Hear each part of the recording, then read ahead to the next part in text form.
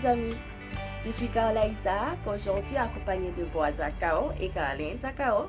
Nous vous présentons le challenge du jour. Commençons aujourd'hui par une petite devinette. Qu'est-ce que celui qui se vante d'en avoir ne possède certainement pas et que seul celui qui n'en parle jamais possède peut-être? Si vous avez dit humilité, bravo, vous avez très bien deviné. L'humilité constitue l'un des éléments piliers dans les relations en général, mais encore plus important dans les relations de couple. En fait, aussi vrai que le manque de seule de ces composantes suffit à faire pencher la fragile embarcation du couple, le manque d'humilité est ennemi de l'harmonie, car il est capable de renverser toute bonne intention des conjoints, transformant ainsi le foyer en perpétuel champ de bataille. Notre nature humaine déchue, la confrontation de nos différences au quotidien sont propres à nous acculer vers des zones peu réjouissantes de nos personnalités complexes. Et de là, nos réactions à ce que nous percevons comme une agression ne sont pas forcément des plus pondérées.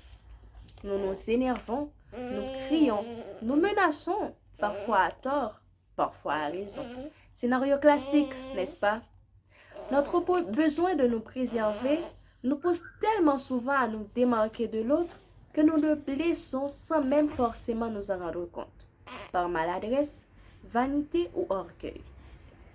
Pour avoir étudié l'histoire du début du grand conflit cosmique, nous savons que le trop-plein de soi est ce qui a occasionné l'exil de Lucifer et de ses anges.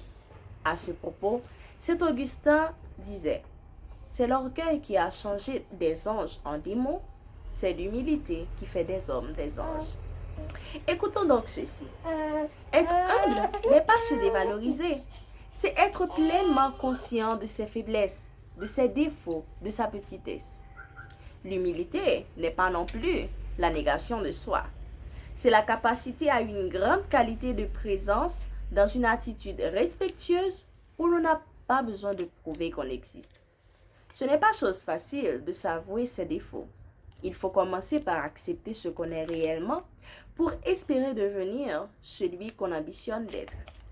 Nous sommes tous imparfaits. Nous commettons tous des erreurs. Nous sommes tous des pécheurs. Un simple petit « je m'excuse » peut réparer plus de brèches que du ciment frais. Vous ne pouvez pas être tout le temps du côté de la raison. Reconnaissez-le. Conformez-vous et vivez en harmonie. Nous avons une prière. Père, je reconnais que toi seul es parfait. Je reconnais que j'ai besoin de ton pardon pour vivre, de toi pour m'améliorer jour le jour, et aussi de ton aide pour apprendre à pardonner à mon tour. Que je ne fasse pas pencher mon couple, mon entourage, par mon orgueil trop pesant et par manque d'humilité. Que je puisse cultiver l'harmonie dans ma vie, comme toi tu le veux, en Jésus. Amen. Aujourd'hui, comme activité, nous vous invitons à écrire ce mot à votre conjoint, ami, enfant. Dites-leur que vous êtes désolé de ce tort que vous savez avoir occasionné. Et prenez l'engagement sérieusement de vous améliorer avec l'aide divine. Au revoir, à la prochaine. Au revoir.